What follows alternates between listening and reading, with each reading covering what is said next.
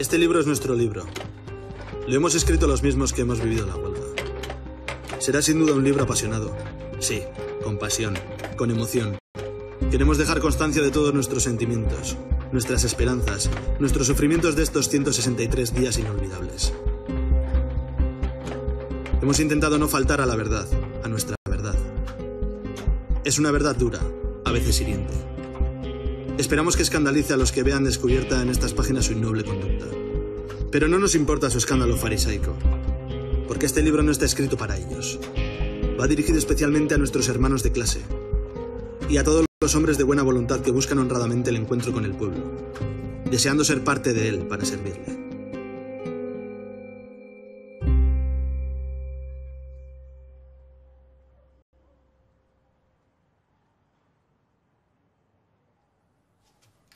Yo creo que en aquellos tiempos, la experiencia que había en la sociedad era que había pequeños brotes, huelgas que duraban un día, de unas horas. Cuando nuestra huelga empieza a mantenerse y a dar aquel ejemplo de unidad y de organización, eso atrae mucho, causa mucha admiración, ¿no? Fuimos dando pasos y pasos, que es lo que explica que la huelga durara 6 meses, ¿no?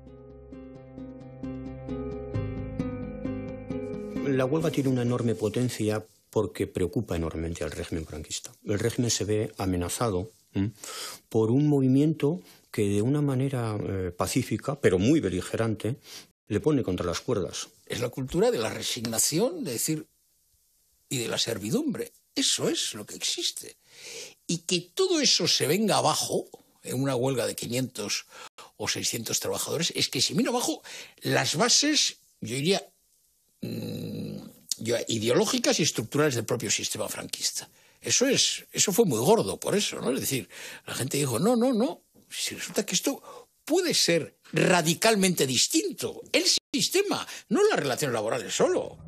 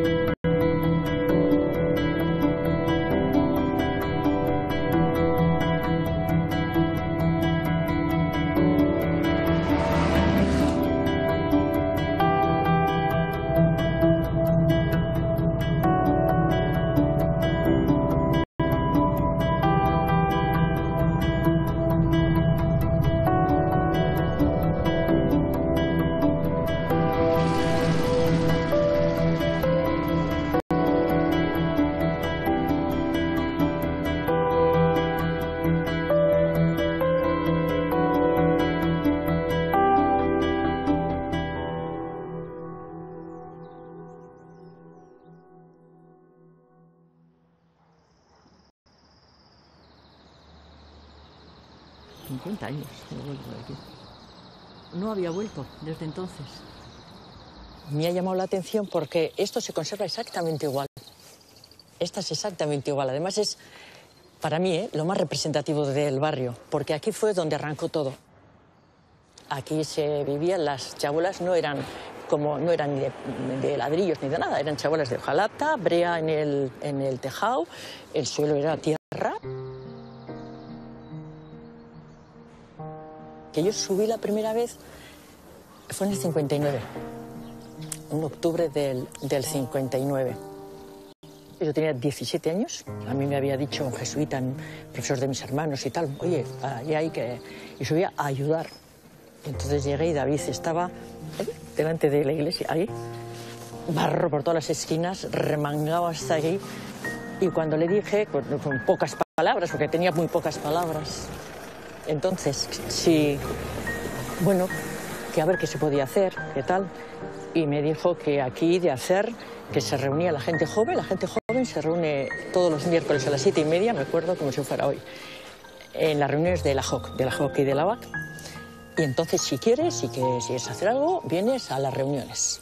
Bueno, David Armentia era un jesuita, se acaba de ordenar entonces, hacía 1 año o 2 años, y aquí lo que el padre Armentia entonces, eso era tremendo, aquí éramos todos unos como todos los demás.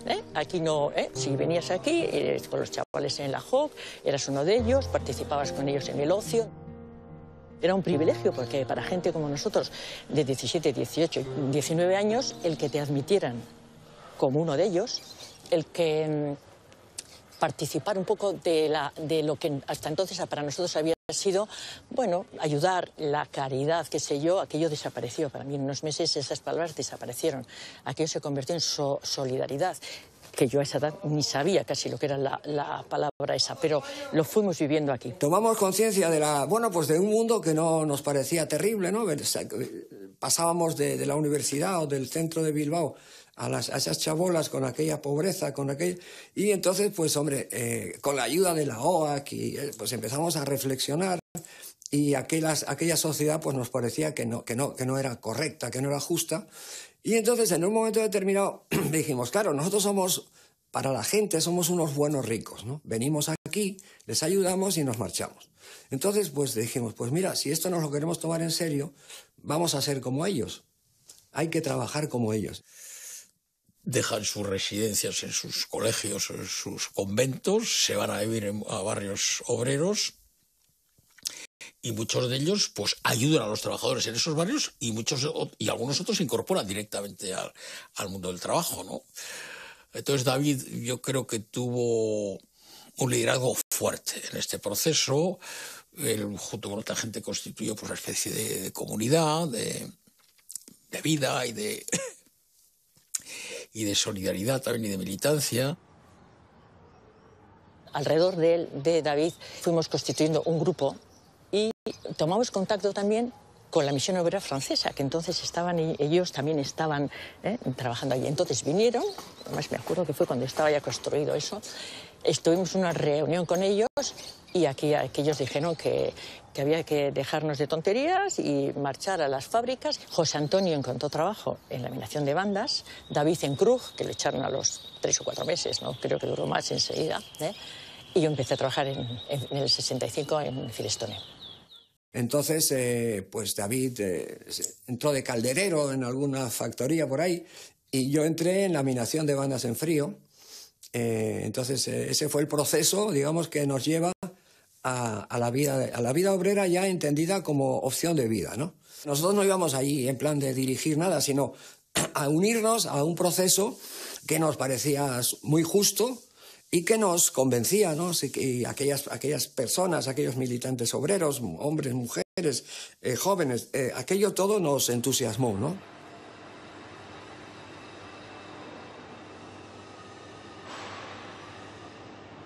La empresa empezó a funcionar como empresa en el año 59. Baskonia tenía el 66,66 y el 33% era Altos Hornos. Mira, yo me acuerdo cuando entré a trabajar el 18 de abril del año 60. Aproximadamente seríamos unos 500.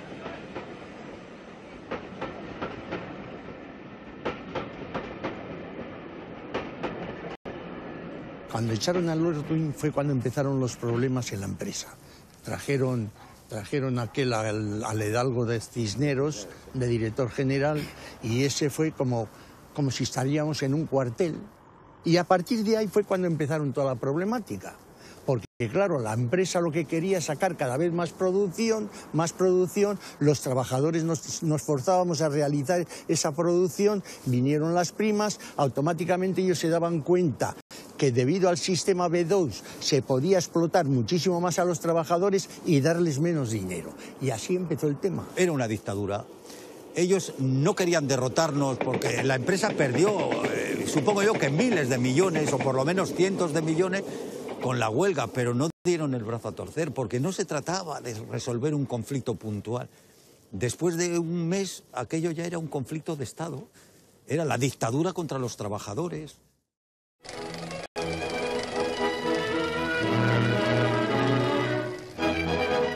paso por las calles cuando la comitiva se dirige a visitar las factorías y centros de la industria bilbaína es un constante y cálido homenaje de adhesión al Generalísimo en el que participan todas las clases sociales. Franco visita los altos hornos que han dado fama dentro y fuera del país a la siderurgia vizcaína.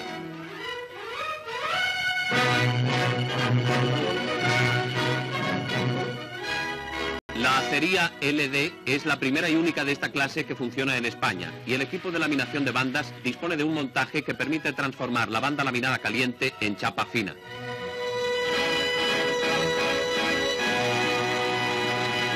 Bueno, los años 60, desde finales de los años 50, las cosas empiezan a cambiar en el mundo laboral, ¿eh?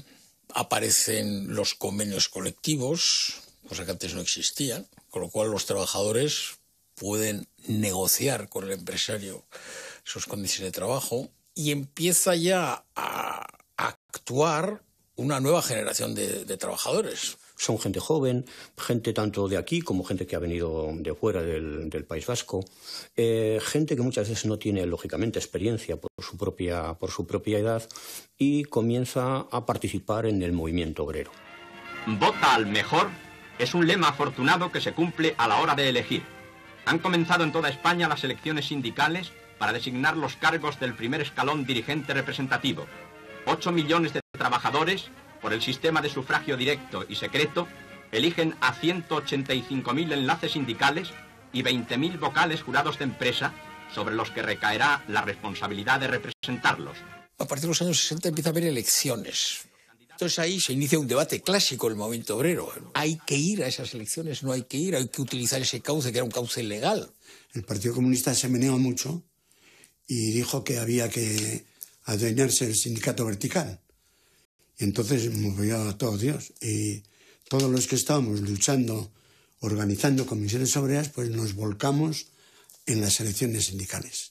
Naturalmente esos nuevos trabajadores tampoco ellos toman esas decisiones. Hay gente que empieza a tener una cierta conciencia sindical, una cierta conciencia reivindicativa, gente que proviene del Partido Comunista, gente que proviene de la UAC, de la JOC, de las Juventudes Obreras, de la Hermandad Obreras de Acción Católica, de las Juventudes Obreras Cristianas.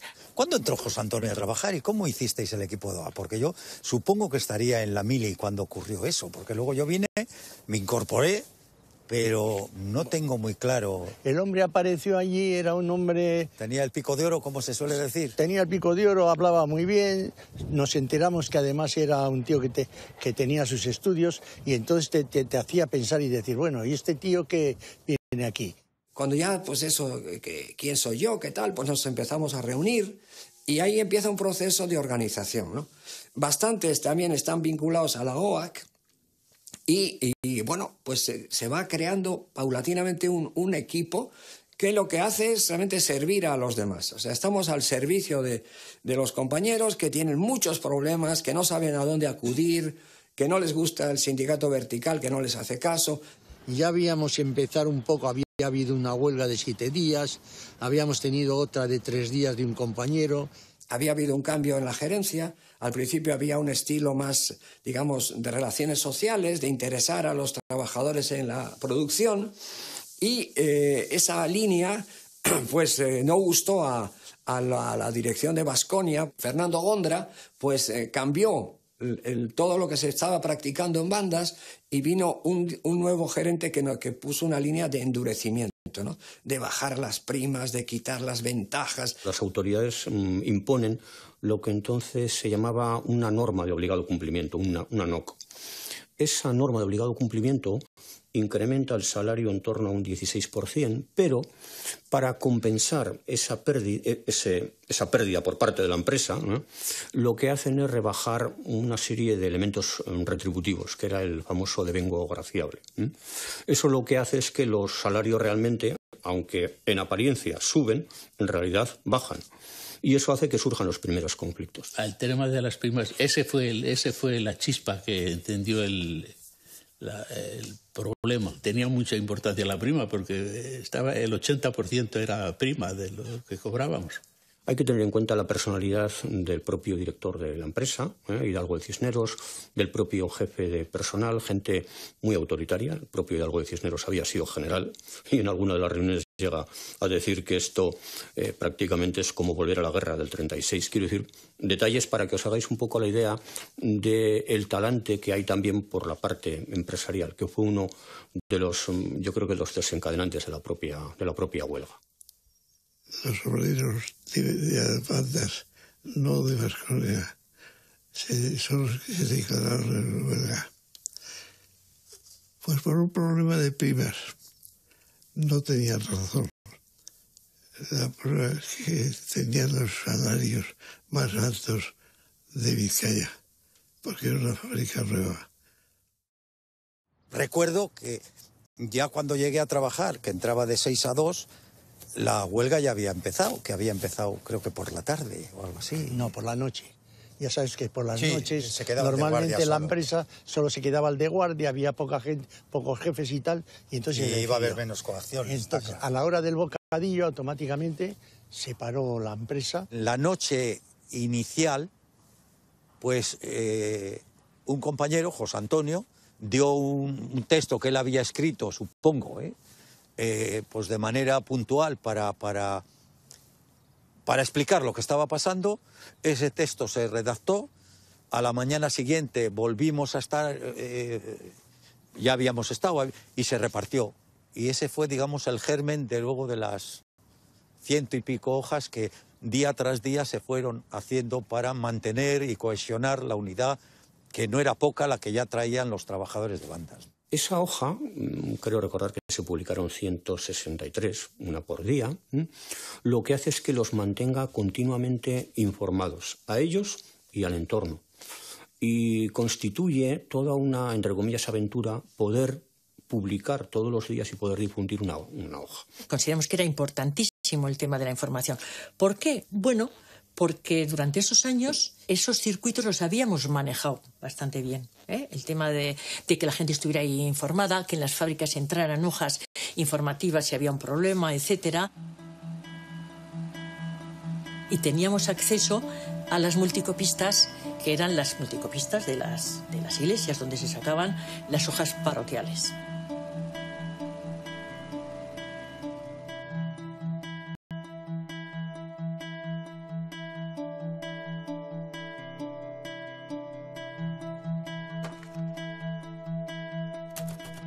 Estamos escribiendo una de las páginas más grandes de la historia obrera.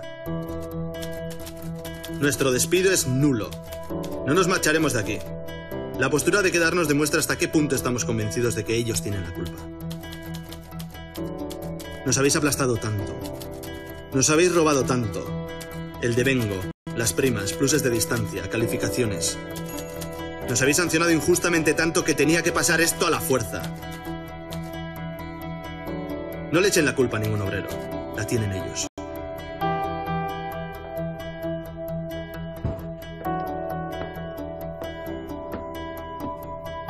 Nuestras mujeres que estén tranquilas y orgullosas de nosotros. Esto lo hacemos por ellas y por nuestros hijos, para que el día de mañana se les trate como a personas y vivan sin angustias ni apuros.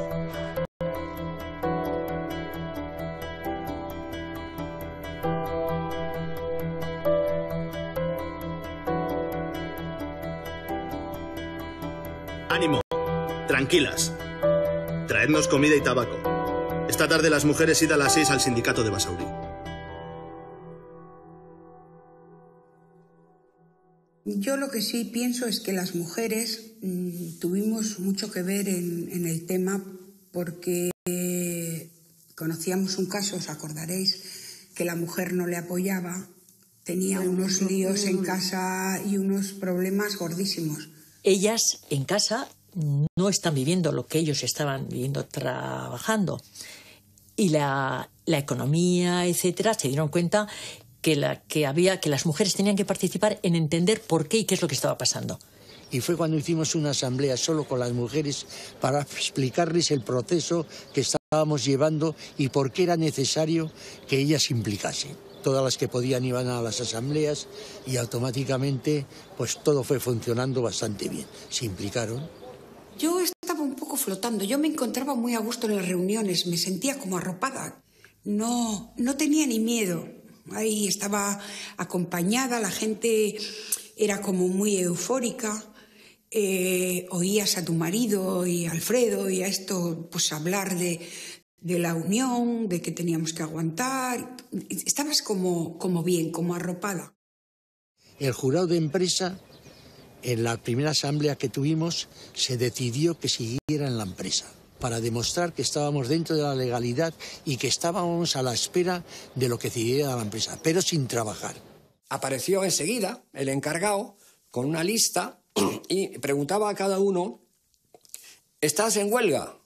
Sí. Y a mí me preguntó, ¿estás en huelga? Y yo dije, sí. Y yo no sé, no estaba preparado, ¿eh? Pero mis compañeros, los que estaban a mi alrededor, dijo, tú no estás en huelga, porque a ti te quieren eliminar, tú no estás en huelga. Entonces, pues, tuve que decir, pues no estoy en huelga. Llegó el panadero que traía el pan al comedor, y entonces, una vez de que el pan lo dejó en el comedor, la gente fue a comprarle pan.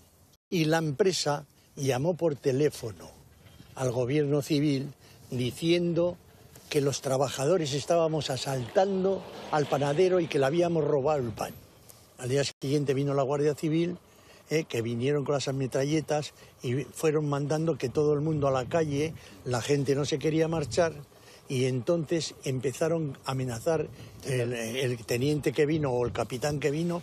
No, era un sargento, dímelo a mí porque estaba en primera fila. Y os dijo claramente que a la calle. Y entraron por todas las naves, buscando a la gente para echarla. La página de Historia Obrera se está convirtiendo en libro. Mucho papel hace falta para contar tantas grandezas como hemos vivido en estas 32 horas. ¿Cuántos gestos de hermandad, de unidad, de valor? ¿Cuánta conciencia obrera? Y el ejemplo de nuestras mujeres obreras. Ellas han conseguido demostrarnos que sirven para esta lucha a muerte con los explotadores. También para la dirección ha tenido que ser un día feliz, porque ha escrito una de las páginas más negras de la historia capitalista. Han conseguido que la empresa sea por unas horas lo que ellos han soñado e intentado siempre, un cuartel. Y las metralletas de la Guardia Civil apuntándonos a los obreros. Qué terrible será la cuenta que os pasaremos. Fijaos bien, si con metralletas nos habéis tenido que echar,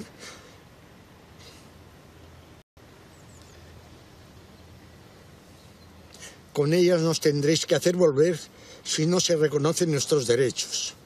Esperamos que algún día, sin ellas, podamos echaros a vosotros, Calvacho, los Cisneros, Capelastegui, que ya tenéis para siempre un título imborrable, enemigos del pueblo. Y tampoco olvidamos a otros más gordos que no dan la cara, los capitalistas que os mandan y a los que tan vilmente servís.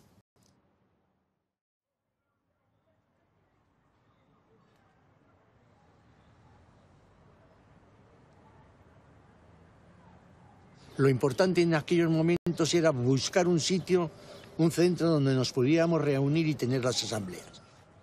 Y la visita que tuvimos que hacer al obispo, ¿te acuerdas? Hombre. Al obispo, al monseñor Guspiri, aquel gordote que decía, hijos míos, lo importante es salvar el alma. ¿Te acuerdas de eso? Hombre, no me voy a Yo me acordar, acuerdo en el muchísimo.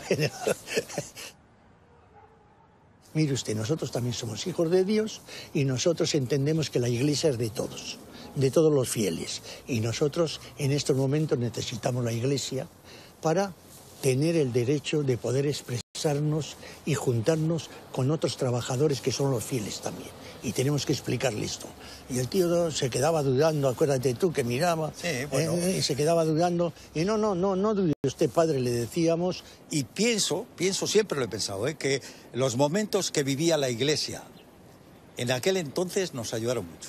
La Iglesia estaba dando un vuelco a ese catolicismo de parafernalia, de trajes, de adornos. No simplemente era eso, era que la Iglesia, que tiene una perspectiva muy avanzada hacia el futuro y sabe lo que tiene que hacer, que para eso tiene su talento puesto siempre al día, sabía que tenían que venir cambios en esta sociedad. Sabía que el franquismo se estaba muriendo. Pues duró mucho, ¿eh? Duró, claro que duró, pero ellos sabían que le quedaban pocos años. Y entonces ellos también se tenían que situar en la sociedad para que el cambio no les pillara de improviso y a la vez no les dijera a la gente que habían sido verdaderamente unos esbirros del franquismo.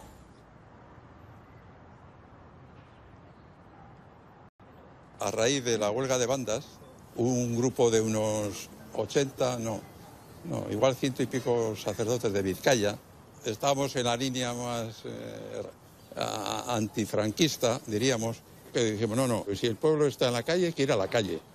Y por lo tanto, tenemos que participar en la acción. Aparte de la denuncia en las iglesias o la recogida de dinero para los huelguistas, pues estaba, como en aquel momento el franquismo impedía la libertad de expresión y de asociación, de reunión, y era todo ilegal y era todo clandestino, pues por ejemplo, una parte de nosotros nos dedicamos a tirar de vietnamita, otros ya tenían algunas multicopistas, porque por zonas tirábamos panfletos de la huelga, ¿no? Es un momento en que un determinado sector del clero general y de los jesuitas también en particular, y otras órdenes religiosas, pues entran de lleno en la lucha. Es un término un poco genérico, pero indudablemente esa lucha incluía en esos momentos la lucha obrera. Y tenían mucho poder entonces, claro, no estamos hablando ahora hablamos de la iglesia, y la iglesia, bueno, es una parcela, pero es que entonces tenían mucho poder como nombre, y mucho poder a la hora también de salir adelante. Es decir, tenían mucha influencia. Una huelga de esa envergadura no se sostiene si no hay en el exterior unas redes de apoyo muy fuertes y muy sólidas y muy entrenadas de alguna forma antes, ¿no?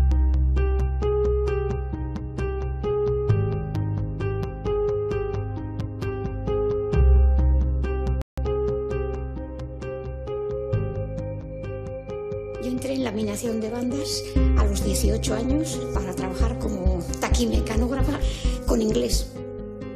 Cuando empezó la huelga llevaría unos 14 o 15 meses y no teníamos mucho trato con los trabajadores de la fábrica. Entonces ya llevaban 2 o 3 días cuando los despidieron, les desalojaron, se habían encerrado en los locales del comedor, los echaron de allí y los dejaron en la calle. Entonces, 2 o 3 días, más no creo que habían pasado. En ese momento, los empleados que seguíamos entrando a trabajar, nos vimos que nos estaban esperando. Algunas personas no les sentó bien porque, bueno, nosotros en ese momento hay que decir que éramos esquiroles con respecto a ellos. Pero ese mismo día salimos. Quitando contadísimas personas, salimos todos los empleados también. A los empleados siempre les ha costado el salir a la huelga, el apoyar las huelgas. Y uno subió el primer día, subió ahí al Estado y mi corazón está con vosotros. Después de decir ciertas palabras, mi corazón está con vosotros. Y al de pocos días entró a trabajar de esquirón. Y pasó el tiempo y eso y vamos a ver, un día vamos a ir a Echevarri y vamos a armarla. Y la armamos. Entramos al bar de Atucha y ahí estaba. Mi corazón está con vosotros. Me cago en la... Ahí le echamos unos cuantos piropos. Recibió una leche, ya recibió de un compañero. Eran mandos intermedios, encargados. Sí hubo, sí. No sé, igual había 50 o 60, A muchos de ellos los hicieron encargados, claro. Favores que... A gente que no valían para nada, pero eran esquiroles y se lo devolvieron, se lo agradecieron, pues eso, haciéndolos encargados. La empresa veía que no podía doblegarnos y entonces ellos optaron por buscar una solución que sí le podían utilizar ellos y era traer esquiroles. Se trae incluso a gente de fuera. Yo creo recordar que vienen autobuses de Galicia, por ejemplo. No, eso es falso. Falso porque no ingresó nadie de fuera. No ingresó nadie y se intentó. Porque se sabía que además que no iban a dejar entrar, meter a gente de fuera estando de huelga los de dentro, son en contra de las leyes y en contra de nuestra manera de ser y de pensar. El señor Gondra comenta incidencias relativas al desarrollo de la huelga. Trata del reclutamiento que se está haciendo de trabajadores en otras regiones, que al parecer tropieza con dificultades por las presiones que sufren al llegar aquí por parte de elementos implicados en la huelga. Era triste ver cómo estos trabajadores iban de la fábrica a las viviendas que tenían en Etxebarri, que serían, pues no sé, 400, 500 metros de recorrido, como si fuese una reata de presos o de prisioneros de guerra, de estos que se ven en las películas de hazañas bélicas, protegidos por la Guardia Civil. Y se me iluminó algo y dije, yo voy a hablar con esta gente. Y rápidamente pensé, ¿qué puedo hacer? Entonces agaché la cabeza, puse cara de mártir, me metí entre ellos y pude ver cómo era la explotación por parte de la empresa. Subí con ellos, no sé cómo la Guardia Civil no me vio que me introducía, subí con ellos y me habían metido en habitaciones de 6, 8, 10 metros hasta 8 o 10 literas.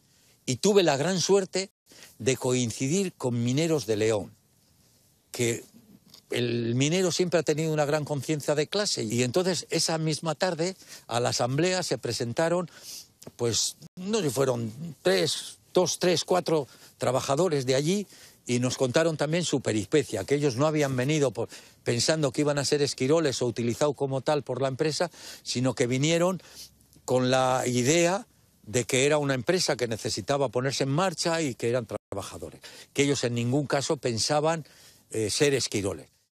Otro nuevo triunfo ha sido conseguido por nuestra unidad. Hoy es un día de alegría. Una gran noticia queremos dar a los obreros de bandas y a toda la clase obrera.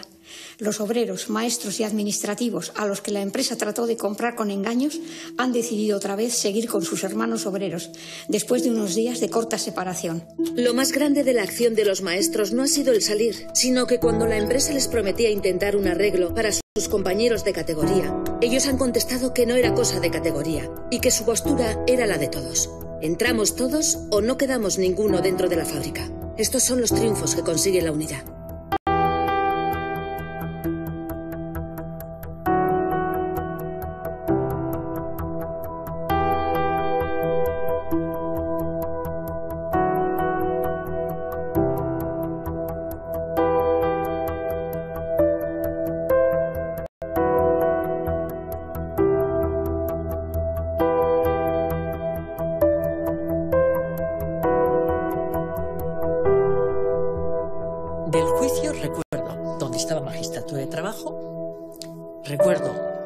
Aquella explanada impresionante, llena de gente, que estaba la policía, pero no pudo hacer que no estuviéramos. Con mucho miedo, mira, ahí sí que recuerdo con mucho miedo, porque entonces, claro, la llamada era concentrarnos todos la gente que no estuviera trabajando, sería por la mañana, los de relevos o qué sé yo, y cuando se llamaba una concentración tú sabías que ahí iba. Entonces yo sí recuerdo ese juicio con mucho miedo. A mí Bailén es un sitio que me hace impacto siempre. Alfredo, qué ganas tenía de verte, cago en la mar. Y yo también a ti. Qué guapa estás. Madre mía de mi vida, el tiempo que ha pasado. Bueno, ¿sabes lo que me ha hecho impresión cuando he venido de aquí? Bueno, que siempre me fijo y tal, es que era gris, chico. Es que la cambiaron aquí, la han limpiado, ¿verdad? Esto era lo han hecho. Era gris, era impresionante. Era de monstruoso. Era lo que hacía el franquismo, para poner cosas difíciles. Sí. Pues lo del juicio de bandas era un elemento muy lógico que nos permitió dar pues todo un aplazamiento a cualquier intento de represión. Por lo menos esa era la estrategia, ¿no? Es que nosotros éramos unas personas despedidas, que habíamos recibido un despido y que lo considerábamos improcedente. Ellos siempre trataron de llevar todo el conflicto, como digo, por dos vías. Una parte era, bueno, la protesta, por así decirlo, que podía ser considerada ilegal, pero por otra parte siempre tenían que, o acudían siempre a los tribunales. Y además van a tener una serie de abogados laboralistas de renombre. Está Joaquín Ruiz Jiménez, está José Ramón Recalde. Por ejemplo, Joaquín Ruiz Jiménez luego va a ser una personalidad indiscutible dentro del, bueno, contra el franquismo y posteriormente, y el propio José Ramón Recalde, ¿no?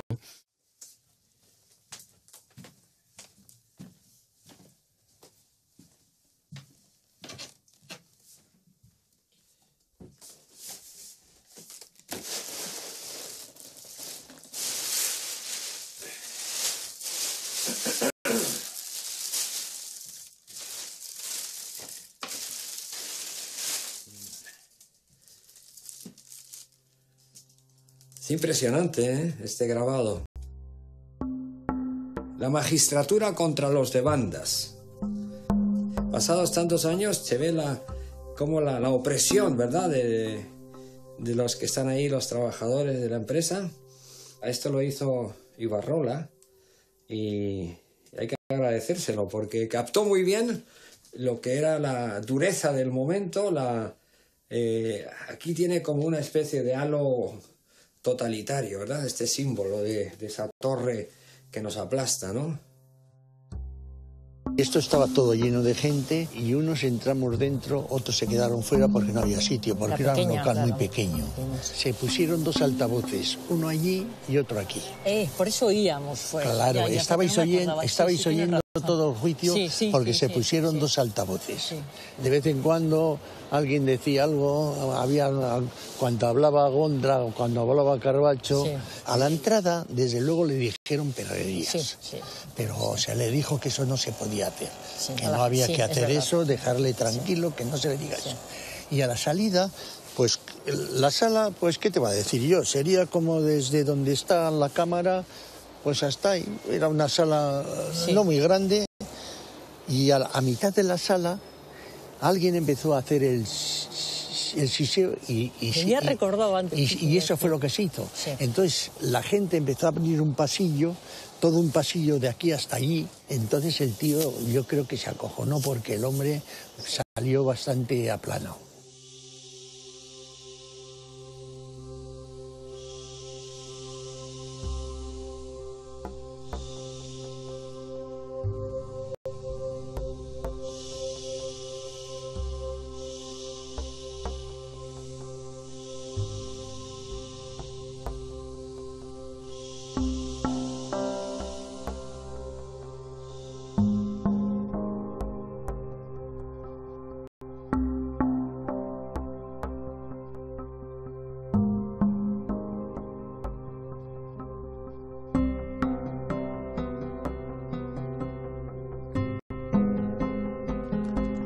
Teníamos razón. Por algo no querían sacar la sentencia. Ha sido en contra nuestra. Una vez más se demuestra a favor de quién están las leyes. Pero nuestros despidos les cuestan muchos millones. Y los que quedan todavía. Todos los trabajadores del país se darán cuenta de lo que esto significa. Nuestra lucha no es inútil. Somos los primeros en sostener una gran lucha después de muchos años de atropellos. Que nuestra unidad siga siendo el mayor triunfo. Sin nosotros nada les vale la sentencia. Perder el juicio no es perder la huelga.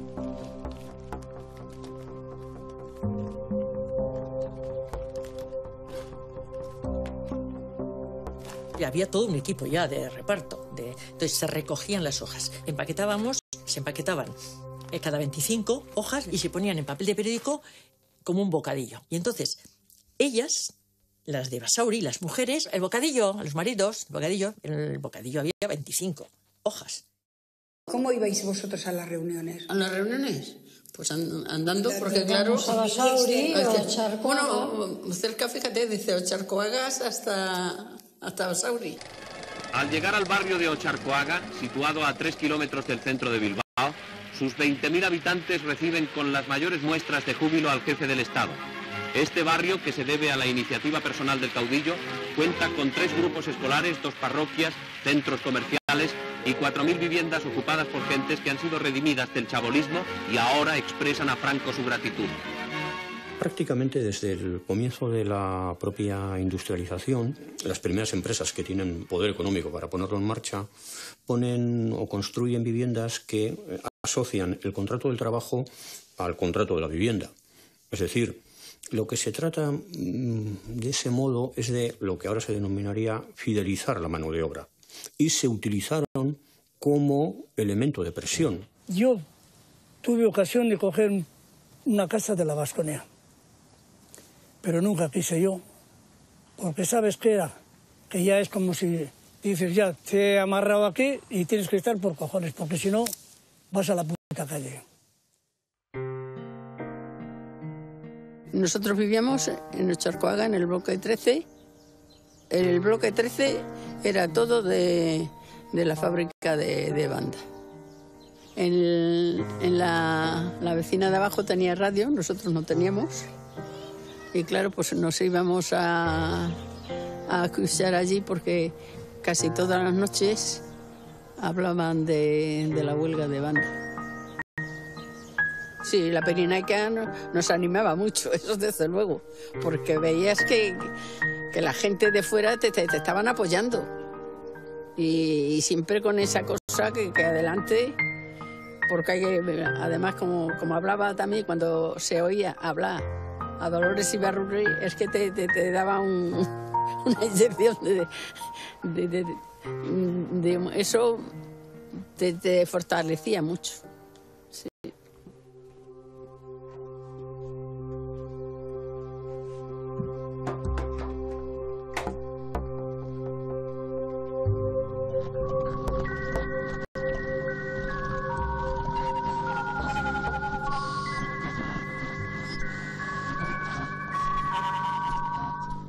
Habla Radio España Independiente, Estación Pirenaica. Permitidme informaros de las recientes luchas de nuestro país y de la amplia participación en ella de nuestras abnegadas mujeres españolas. A través de la prensa habéis podido conocer los acontecimientos que en el transcurso de los 2 últimos meses se han producido en España, debilitando seriamente el régimen fascista del general Franco e iniciando una nueva etapa en el batallar de todo el pueblo por el derrocamiento de la dictadura y por el restablecimiento de la democracia en nuestro país. En estas huelgas, las mujeres han jugado un importantísimo papel en el mantenimiento de la resistencia de los trabajadores. Ellas han luchado en la calle.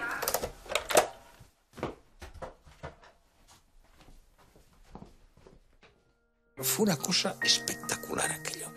Y aquello yo creo que fue motivo de reflexión en la sociedad, de decir, bueno, esto tiene sentido. Es decir, esto no solo esto es un desastre, el mundo en el que vivimos, sino que tiene sentido luchar y moverse por estas reivindicaciones o por otras parecidas, ¿no? La gente se vaciaba con nosotros, no solo los trabajadores también, la gente de los pueblos, del barrio. Nosotros, que el barrio tiene 4.500 habitantes, y la gente se volcaba.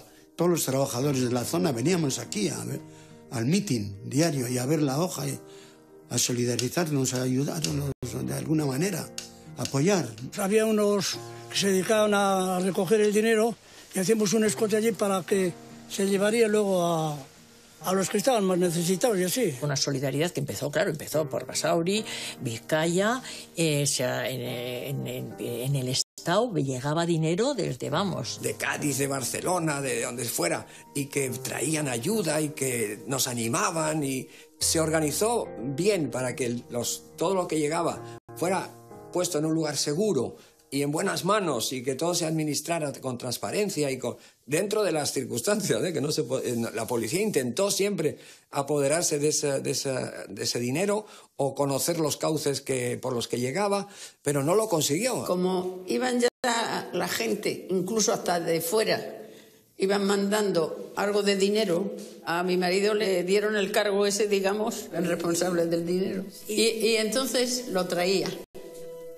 ¿Y dónde lo guardamos? Porque la policía la teníamos allí y te venía a buscar el día.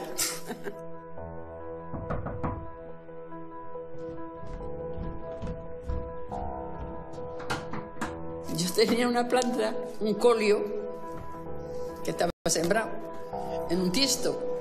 Y luego después le tenía otro tiesto. Pues yo, ¿qué hacía? Levantaba el tiesto del colio y allí debajo pues las 1.000 o 2.000 o lo que hubiese. Y allí era donde estaba el dinero. Yo digo, por mucho que registren aquí, no creo que...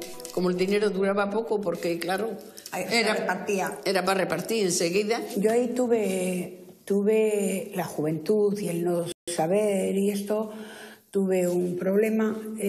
A mí un día de repente me dijo Guijarro, tienes que irte a Santoña, se acabó el dinero y no podemos. Y yo pensaba, digo, bueno, pues a unos buscan trabajo, les dan dinero y yo, que con muy poquito ya bastaría, pues no me dan nada, me mandan para casa de mi madre. Luego entendí que claro, cuando ya coges la conciencia de clase y tal, te das cuenta y eres más mayor, te das cuenta que les daban el dinero, más hijos tenía. El que tenía hijos, para que no perdiesen la casa y todo eso que tú desde entonces a mí me decía José Mari, no, nosotros no tenemos casa, no tenemos nada, así que te vas a ir y no se pide ni un duro y tal. Y eso fue muy duro. Nosotros sabíamos que la cosa iba a ser larga, porque la empresa no iba a aflojar. Entonces ya se vio claro que había que intentar trabajar. Entonces dijimos, mira, todo el que pueda, que se busque en una contrata, en cualquier situación que pueda, que busque una forma de tener un sueldo para poder seguir adelante, ¿no? Muchos lograron encontrar trabajo, pero de algunos lugares les echaban. Me echaron de 3 sitios, ¿eh? Se enteraban de que éramos de la huelga de banda y el banco que trabajaba con el banco, a los de bandas fuera. Porque claro, Gondra y sus allegados estaban también presentes en consejos de administración de la banca y de otras grandes empresas, o sea que a través de esos cauces daban la consigna de que no se diera trabajo o que se expulsara a los que fueran huelguistas de bandas. Nos quitaron los médicos. El que nos atendía porque él quería era Pedro López Merino. Y entonces, pues eso, pero nos quitaron los... Y el de Echevarri también. Yo en Echevarri no sé, yo sé en Bilbao. Cuando el gobierno, por mediación del sindicato y de la Seguridad Social, nos quitó las cartillas de la Seguridad Social, pues hubo un factor de la sociedad que fue importante, que fueron médicos, que se aprestaron a prestarnos ese servicio en el momento que alguien quedase enfermo. Un día me citó el jefe de personal y me comunicó que el Ministerio de Trabajo me había quitado el permiso de trabajo. Yo, como era de nacionalidad cubana y tenía un permiso de trabajo, pues que me lo habían quitado, ¿no? O sea, ahí también se ve un poco la relación entre el régimen y la empresa, porque dice, bueno, y este señor que encima está trabajando, ¿no? Yo cuando me hicieron director de bandas y le fui dando la mano a cada uno que me presentaba Capelastilla. Y cuando le di la mano a Saba, me preguntó él, ¿no has notado nada? Y le digo, sí, que en la mano de los obreros son callosas. Y este tenía unas manos como un señorito. Y por lo tanto, yo noté que era distinto, que no era obrero de profesión, sino había entrado en bandas para provocar la huelga. Y de hecho... Decidieron, pues, no sé, expulsarme de España, ¿no? Me avisaron que no fuese a casa ese día. Un médico de Baskonia, José Luis Irurita, que estaba vinculado al PNV, ofreció su casa para que yo me fuese a... Entonces me trasladaron a su casa en la calle Ajuriaguerra y luego ya de ahí me llevaron a Oña, donde los jesuitas tenían entonces una facultad de teología. Entonces ahí estuve otra temporada hasta que nos enteramos por una telefonista que la policía sabía que yo estaba en Oña y salimos de Oña, dirección Briviesca, pero en una carretera que ya se había acordado me pasaron al coche de Irurita. Te voy a llevar a casa de mi padre a Pamplona. Y ya pues de Iruña a Dancharinea.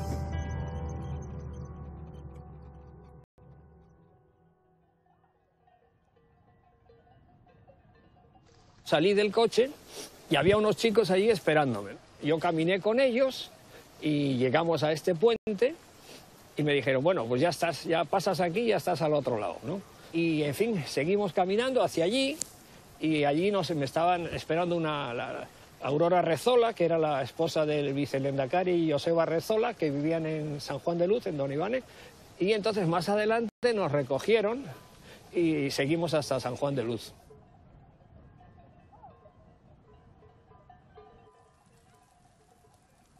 Y entonces, bueno, pues ya empezó esa nueva etapa de mi vida, que tengo que dejar, por así decirlo, mi país. Y, en fin, yo ahí sí pasé mis momentos difíciles porque, quieras que no, pues esa distancia era una distancia real. Había días en que no tenías ninguna noticia. Compañeros de bandas, es verdaderamente duro para mí estar separado de vosotros en estos momentos gloriosos. Estos años pasados junto a vosotros han sido los mejores de mi vida, en los que he aprendido de vuestro ejemplo, de vuestro sufrimiento de cada día, que hay que estar dispuesto a dar la vida luchando para terminar con nuestra esclavitud. Nos volveremos a encontrar pronto. Nos tocará vivir días de triunfo y alegría si sabemos sufrir hasta lo que haga falta. Solo me atrevo a pediros una cosa. No dejéis que Gondra triunfe. No permitáis que ese ser inhumano que no se ha detenido ante nada para acabar con nosotros se salga con la suya. Tenéis que resistir, pase lo que pase. Llenaos el corazón de coraje y de rabia contra nuestros explotadores y no os dejéis vencer por ellos. Que tenemos que construir con nuestro sufrimiento y nuestra unión un mundo donde reine el amor, la justicia y la verdad.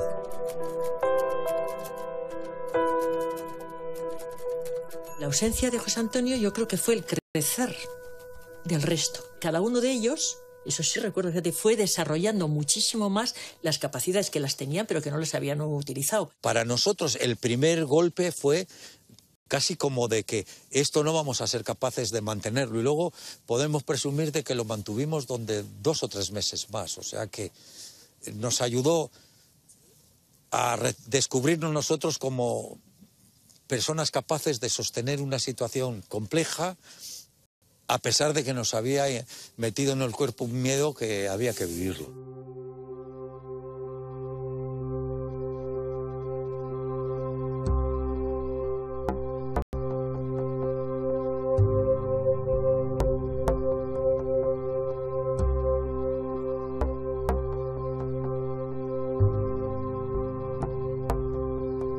La manifestación, pues a través de todos los que estábamos en la lucha, hubo una reunión de varios grupos y partidos políticos, había las comisiones que estaban naciendo y todo eso, y dijimos hay que apoyar en algo a la lucha de bandas.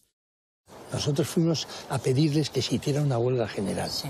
Y el Partido Comunista estaba de acuerdo, pero el Partido Socialista, la UGT y el PNV no entraron por eso, y entonces se quedó de acuerdo en la manifestación. Sí.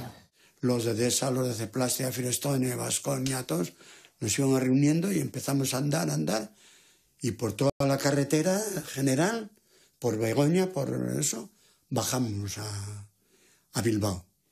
Yo le veo a mi hermano que viene andando con otro, y claro, le veo que venían ya detrás de él 3 policías, que conocíamos a muchos nosotros de los palillos y tal. Y entonces le digo, Agustín, te vienen siguiendo y creo que te van a coger. Entonces nos abrazamos, porque ya nos abrazamos y nos bajaron los grises de los autobuses y se tiraron encima nuestro a palearnos, nos dieron unas palizas. Entonces ya la gente empezó a gritar libertad, a gritar, a correr por todo. Y luego ya se montó el Cristo en todo Bilbao. Nos metieron a Agustín y a mí por lo militar, nos pidieron 12 años un día. Eso porque dice que atentamos a la policía nosotros.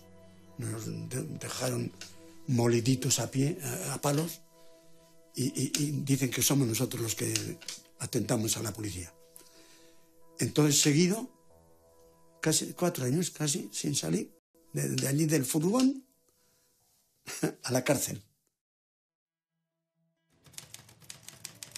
El conflicto de bandas está siendo un campo de batalla y una lección de historia de las vidas humanas. No sabemos si algún día pasará a la imprenta. Nosotros la llevaremos impresa en nuestra memoria con sus 2 capítulos. El capítulo de las ambiciones, de los servilismos, de la soberbia para crecer y mantener posiciones de poder, aunque sea necesario elevarse sobre un pedestal formado por hombres aplastados. Y el capítulo de la honradez, de la justicia, de la dignidad y del compañerismo que prefieren el riesgo, la estrechez y el sufrimiento antes que traicionar a la conciencia. Y al final de ese capítulo nuestro lema: o todos o ninguno.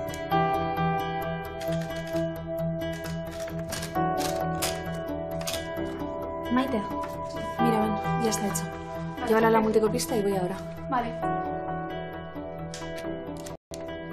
Yo vivía muy cerquita, a escasos 200 metros, de donde por lo visto estaban haciendo las hojas antes de empezar yo. Y como estaba muy cerca de mi casa, pues alguien me diría, pero yo no lo recuerdo. Y ya empecé a ir pues todas las mañanas. El sitio era unos locales que tenía el obispado, donde había oficinas pues de acción católica y cosas de estas, en la calle Alameda de Mazarredo. A las tardes iba a estudiar y a las mañanas iba a hacer esto. Solíamos estar 2 o 3 personas.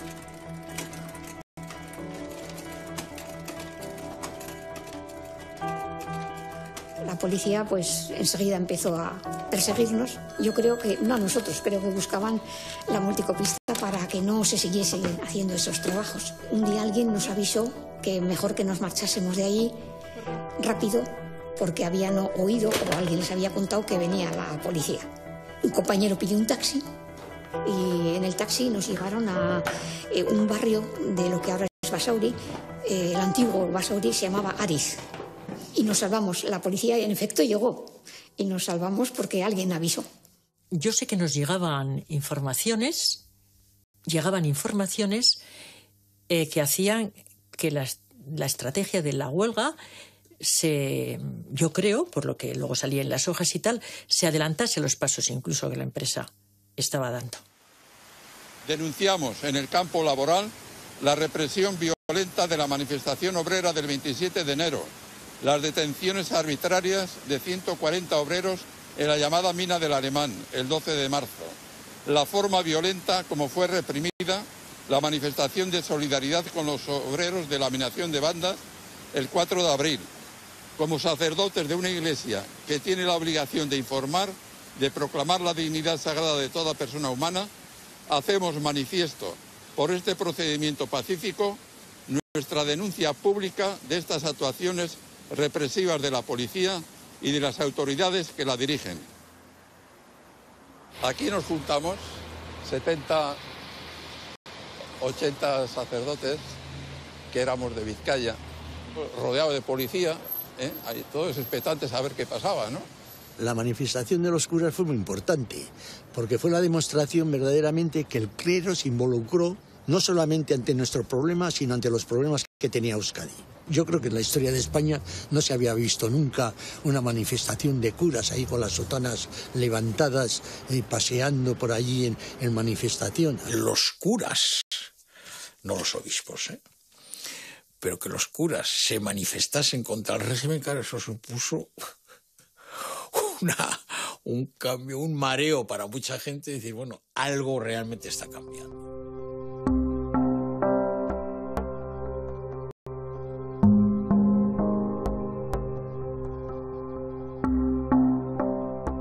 Cuando acababa la asamblea, la gente salía por la puerta principal y era observada por la policía que estaba alrededor. Pero había unas personas, que yo no sé si eran los que venían a informar sobre la situación, que había que sacarles no por la puerta principal, donde eran vistos por los policías, sino que los sacábamos por unas escaleras especiales que hay en el sótano que suben a la iglesia. Y de esa manera salían con la gente que estaba en misa, salían de la iglesia como si hubieran ido a misa. Pero fíjate tú qué nivel de organización tenían, que fueron capaces de mantener asambleas día a día y tirar una hoja todos los días. Eso que una cuadrilla de 500 fuese capaz de eso, de retar al sistema de esa forma, el sistema no lo soportó. Se declara el 21 de abril de 1967 un estado de excepción que acaba con los poquísimos derechos que contemplaba el fuero, aquello que se llamó el fuero de los españoles. Muy duro, porque eso además lo vivieron los de bandas, pero en las fábricas se vivió muchísimo, porque claro, para romper todo aquello, aquel circuito de solidaridad y todo aquello, daros cuenta que hicieron falta 40 deportados, 200 detenidos, que es 200 días, o sea, hizo falta una intervención, un estado de excepción. Yo creo que ya habíamos dejado Mazarredo cuando un día yo desde mi ventana de mi casa vi que en la acera de enfrente había un señor al que yo había visto en esos solamente 2 o 3 días que tardamos en unirnos a la huelga. Había 2 policías que eran secretas, claro, y estaban allí en la misma entrada, en el hall de las oficinas. Y uno de esos 2 es el que yo vi desde la ventana de mi casa, en la acera de enfrente, mirando para las casas donde yo vivía. Había mucha policía, yo nunca había visto tanta policía. Y en casa nos decían, oye, cuidado. Te paraban en cualquier momento, te hacían salir, te cacheaban, te tiraban al suelo. Eso lo he vivido yo. Igual tenías que llegar a coger un hijo del colegio, no llegabas. Eso era el franquismo. Mi marido y esos se habían ido unos cuantos a negociar a Madrid. Pues todos los días venía la policía que tenía que dejar el piso. Un día sí y otro no, estaba la policía que teníamos que dejar la vivienda, que ellos se llevaban los muebles, fíjate tú, pero que nosotros teníamos que salir. De hecho, si la huelga se paró, fue a cuenta de eso. No se podía consentir que a la gente la echasen de las casas. Y entonces, pues, hubo que renunciar a seguir más tiempo, porque hubiésemos seguido. Aquí mismo. Ocupamos parte de la carretera, quizá entraríamos algo en pero aquí. En esta zona donde está esta casa. ¿Toda esta zona? Toda esta zona. Aquí era donde estaba de árboles y aquí es donde se celebró la última asamblea de Valencia. En esta zona. Yo recuerdo que me senté ahí, en el bordillo de la acera.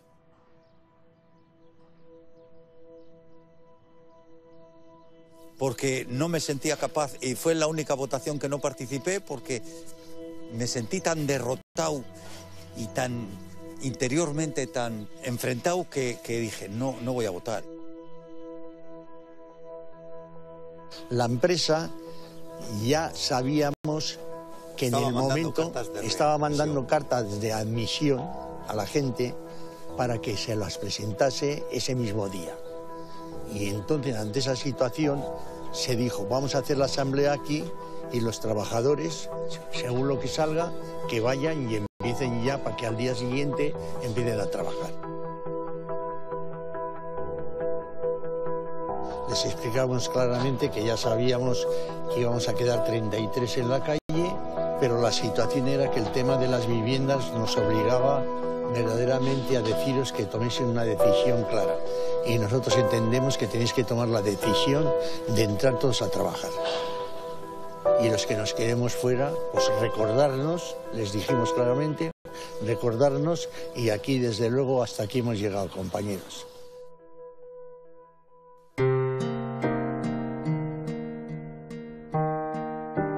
Aunque perdimos, no es perder, porque estábamos luchando contra un enemigo tan poderoso y que mover a un Estado para que luchase contra 500 y pico trabajadores era demostración palpable que habíamos ganado la batalla.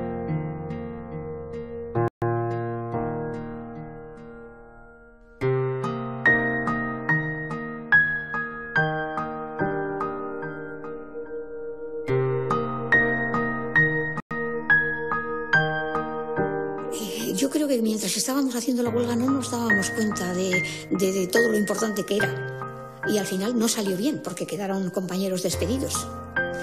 Pero después sí vimos el resultado, aunque no era lo que nosotros queríamos, aunque hubo despedidos, eso fortaleció muchísimo el movimiento obrero en otras fábricas, en otras provincias incluso. Nos dejó a todo el movimiento obrero de aquí de Vizcaya, y supongo que también en otros sitios se responderán, mucho más organizado, pero mucho más organizado. Genera una esperanza muy, muy fuerte que las cosas pueden cambiar. Los trabajadores de bandas al final ganaron su huelga. Porque dijimos claramente, todos los despedidos también dijimos lo mismo. Volveremos a bandas, porque nosotros hemos ganado la huelga. Y volvimos a bandas.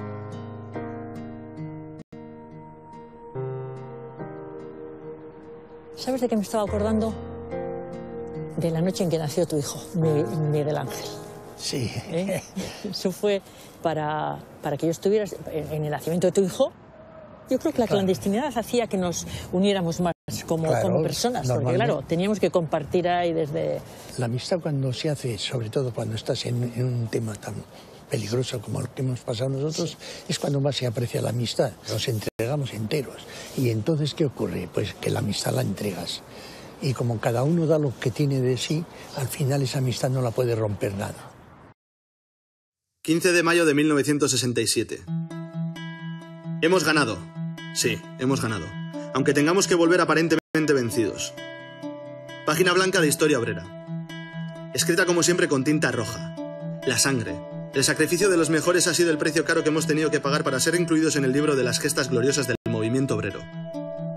Por compañerismo, por dignidad, por servicio a la clase obrera, por respeto a los sacrificados en lucha, por la liberación del mundo obrero, sigamos fieles a nuestro lema. Todos o ninguno.